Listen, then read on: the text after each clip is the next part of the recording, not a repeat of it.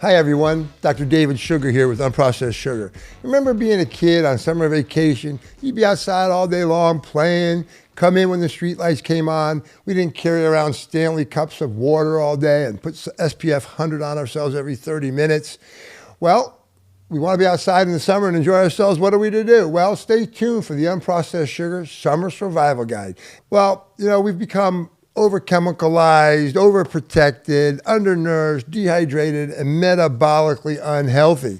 What we've tried to do along the way is to stop respecting nature, and we started trying to kind of overpower it with a chemically engineering way of doing it. Well, what are you to do? How are you supposed to have fun in the summer and stay healthy? Well, let's start with the sun, right? The sun is our friend or is it our enemy? Well, we got to get sunshine, right? It's how our body makes vitamin D. It affects our immune health, our circadian rhythm. Our circadian rhythm is our sleep-wake cycle, affects our mood, our mitochondrial health. So it's really important. We got to get some sun. You just want to do it in a healthy manner. The goal is not to just bake yourself, get burned, and roast in the sun for 6 hours. It's to do it in a healthy, strategic manner. So, number one, timing. First of all, you want to get some sunlight first thing in the morning. Try to get sunlight within 30 to 60 minutes of waking up. We covered this in the sleep episode. And when you get sun first thing in the morning, the sun hits our retinas and it triggers that circadian rhythm. Our cortisol level rises, helps us get ready for the day. And it tells our body about 14 hours later, start making melatonin, and that way we can sleep. It'll actually help you sleep better. So, do it, but without sunglasses and not behind glass, whether it be in your house or the office or in your car. It's got to be direct sunlight. We talked about the things it does for you. Now, the midday sun is actually when the UV rays are at their greatest. This is good and bad. It's good because that's when we really, really crank out the vitamin D.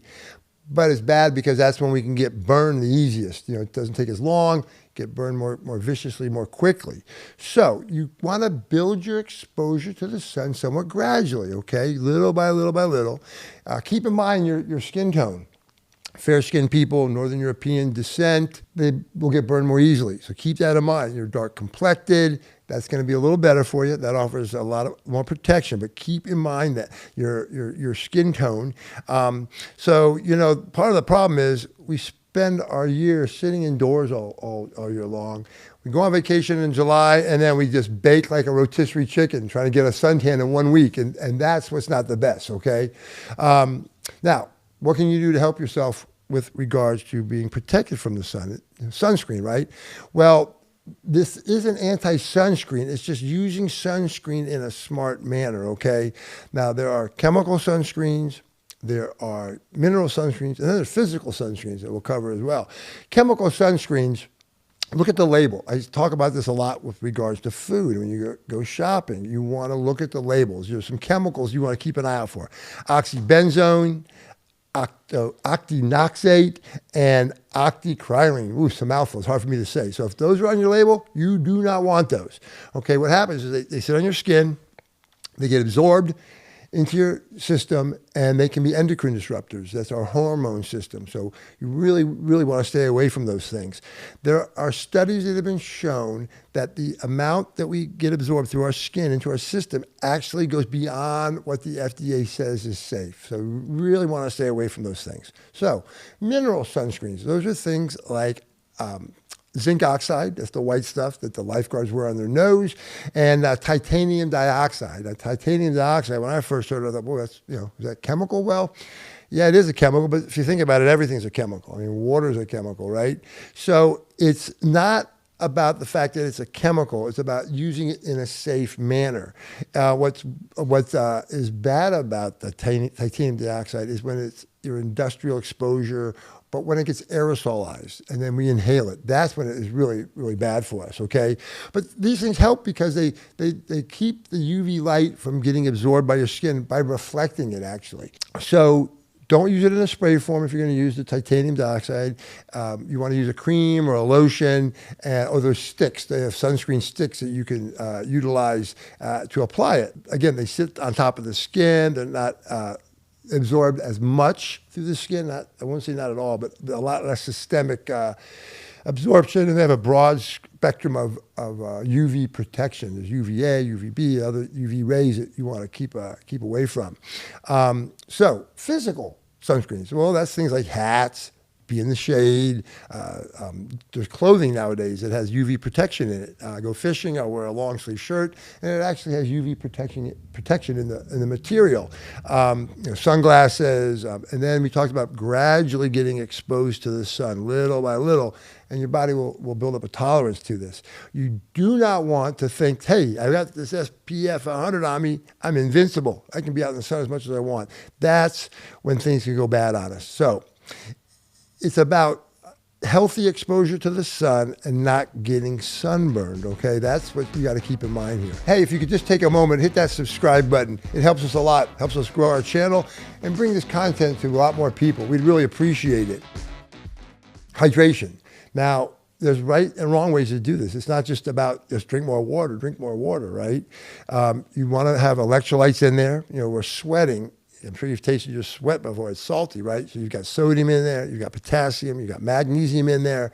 So we're losing a lot of electrolytes. So you want to make sure that the fluids you're drinking are going to replenish those along the way. And you can do that by adding electrolytes to your liquid, your water. You can put a little salt, a little mineral salt, a little sea salt, and a little lemon juice in there. That'll actually get you back some of those electrolytes that you're losing. So especially if you're going to be outside, like working out or playing sports, if you're working outside, you know, in Florida, the heat is brutal. So you're just going to sweat more. You're going to lose even more of those electrolytes. So again, you just want to make sure you're replacing those electrolytes as you go. You know, you can also replace some of those electrolytes later on in the day. For example, magnesium glycinate. We covered that in the sleep episode. You get the magnesium, right? But magnesium also helps muscle recovery at night, and the glycinate helps to calm your nervous system. So it helps with sleep, helps to replenish some of those electrolytes that you've lost. Potassium-rich foods, I think most people are familiar with the bananas, right? Bananas have a lot of potassium, but potassium-rich foods are going to be helpful. You can just replenish those along the way. You don't want to gulp and chug a ton of fluids at one time. You want to do it consistently throughout the day or throughout your time outside and you're sweating a lot. It just gives you a more sustained absorption of it. Don't wait until you're thirsty. By the time you feel thirsty, it's too late. You're already dehydrated, okay? Keep an eye on the color of your urine. If it gets really dark and concentrated, that's not a good thing. That means you're getting dehydrated. You want it to be more on the lighter side of things. So how do you know you're getting dehydrated? Well, you may get a headache, you may get dizzy, get tired, you get fatigued, your heart rate goes up, your intravascular volume goes down, your heart has to beat more rapidly to get things circulating. So those are some signs you're getting dehydrated, and you'll feel it. Now, we're outside, especially in Florida, we've got a big mosquito issue, so bug spray. Well, we got to be careful with bug spray, right? Now, one of the more popular items out there is DEET, D-E-E-T. Now, DEET in and of itself isn't necessarily terrible, but we want to be careful, on how we use it. Look at the concentration that's in it, okay? The CDC says that the EPA-registered DEET repellents are safe when used as directed. Now, one of those ways is to make sure the concentration is not more than 30%, but try to get as low a concentration as you can. Of course, still accomplish the goal, but try to keep it as low as you can. Certainly don't go over 30%. Don't put it on your face. Don't put it on the hands of little kids. Little kids put their hands in their mouth, they're touching their face. Don't put it under your clothing. When you come back inside, try to wash it off as soon as you can. Avoid aerosolizing it, meaning spraying it. Again, you can breathe that in. So you want to apply a cream, a lotion, or again, those sticks, those pens that you can just rub on yourself. Now, it's not necessarily my first line of attack with bug spray repellent, but there are times where you really want to think about maybe using something like this. For example, if you're in an area where there's a lot of ticks, the northeastern part of the United States, there's a lot of ticks, or if you're in an area where there's a lot of mosquitoes. In Florida, again, we have a mosquito issue, especially near areas of standing water, where there's water that's just been stagnant, been sitting a while. go look at it. There's going to be little larvae, little mosquito larvae in there. That's where they breed. So if you're going to be in those kind of areas, you might want to consider using something like a DEET, perhaps. But there's other things you can do too. You can, again, clothing, keep yourself covered. If you're in a breezy area, or if you can put a fan on you, that'll help keep the bugs away. Citronella candles are great. They'll keep the bugs away as well. Put them on your patio, and they'll work really well. Now, there are some more natural approaches, if you will. Citronella candles we talked about. You can use cedar oil, lavender, peppermint, lemon eucalyptus oil. Those are all really good things you can use. We have an unprocessed sugar do-it-yourself bug spray recipe. It's going to be on the website. There'll be a PDF there. We'll have a link in the description. It'll take you right there. And while you're there, if you don't mind, hit that subscribe button. Again, if you're getting something out of this, if this resonates with you, it really would be great if you would hit that subscribe button for us. But the components of the recipe of the bug spray are basically the things we just talked about. You start with distilled water, a little witch hazel, lemon eucalyptus oil, lavender, and peppermint oil. The exact amounts and all that will be, again, in that PDF. Shake it up, put it on yourself, and it can really work wonders for you. Now, let's say you do get bit. Now, there are some remedies for bug bites. When I was a little kid, my grandmother taught me, take a little baking soda, mix it with some water, make kind of a thick paste, put it on those mosquito bites, and in the morning, they're gone. There's some other things you can do too. Colloidal oatmeal, same kind of concept, make a little paste out of it, put it on those bug bites, aloe vera, ice, honey, calamine lotion, and something called jewelweed. Jewelweed will help with bug bites, but it really shines with poison ivy and poison oak. You take the plant, crush it up, and then you rub it on your skin. Now, it grows predominantly in the eastern part of the United States, and funny how Mother Nature works, right? It quite often grows in very close proximity, if not right next to poison ivy. So it's kind of awesome. Right there's your remedy. Now, I don't have access to jewelweed. I don't even know where to go find it. But there are some companies out there that make some nice organic creams and ointments and salves that have jewelweed in it, and you can certainly use those, and that will help bug bites. And if you do happen to get poison ivy or poison oak, it will work wonders. Kind of one of those old folk remedies that actually has some real truth behind it. Hi everyone, Dr. David Sugar here with Unprocessed Sugar. Everyone thinks that yoga is just about doing all these contortions and stretches that are beyond belief. Well, you know what? It's about a lot more than that. It really encompasses the mind, body, and soul. Join us on our next episode of Unprocessed Sugar when Lynn Burgess, Sarasota's premier yoga teacher, joins us on Unprocessed Sugar. There are some things that I know I was always doing wrong in the summer. One of the big ones was waiting until I was thirsty and then just chugging a ton of water, plain old water. So number one, like we talked about, you don't want to just gulp it all down and chug a bunch at once. Number two, be careful of drinking only water. You certainly want a ton of water, but you want to have some electrolytes with it to replenish those electrolytes you're losing. Be careful of the energy drinks in the heat. Sometimes they have a lot of caffeine in them. They'll increase your heart rate. They aren't necessarily the best. Some of the sports drinks have a lot of electrolytes, but a ton of sugar and food colorings and food dyes are in there. So be careful of those as well. Just add a little electrolyte powder to your water. It'll work wonders for you. You want to make sure you're getting that mineral replacement, like we said.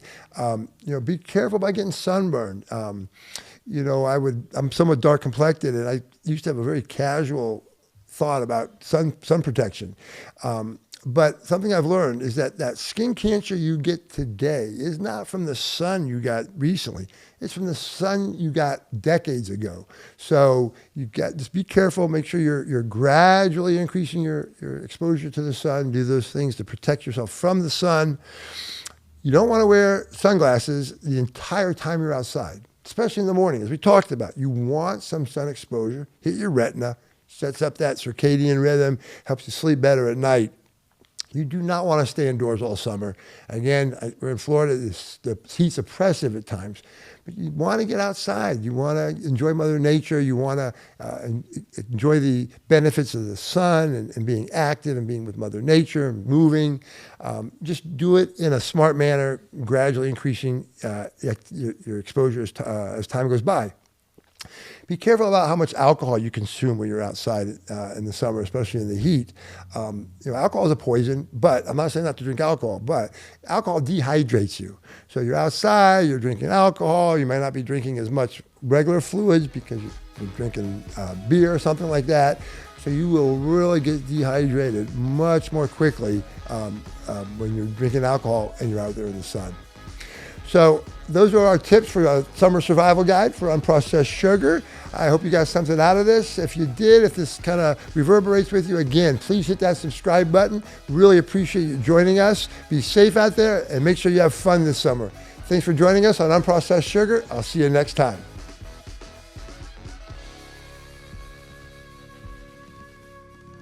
Hi, I'm Dr. David Sugar, a doctor here in Florida, and thank you for joining us on our podcast. A quick note, this is for educational and general information purposes only.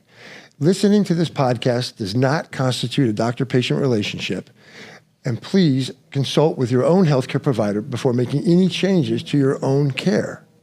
If you are having a medical emergency, please call 911 or your local emergency number. Any items, tests, medications that we talk about or discuss are for information purposes only and are not an endorsement.